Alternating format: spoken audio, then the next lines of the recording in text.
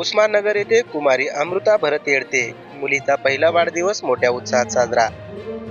नांदेड जिल्हा मध्यवर्ती सहकारी बँकेचे संचालक तथा माजी जिल्हा परिषद सदस्य युवा नेते प्रवीण पाटील चिखलीकर यांची उस्माननगरला शुभेच्छुक भेट। वाढदिवसानिमित्त चिमुकल्या बाळाला दिल्या शुभेच्छा, शुभ आशीर्वाद। यावेळी भारतीय जनता पार्टीचे कार्यकर्ते साईनाथ पाटील कपाळे, सुरेश मामा बास्टे, माधवराव भिसे, वैजनाथ पाटील घोरबांड, बालाजी पाटील घोरबांड, सरपंच शेषराव पाटील काळम, बाबूराव पाटील घोरबांड यांच्यासह अनेक कार्यकर्त्यांची यावेळी उपस्थिती होती।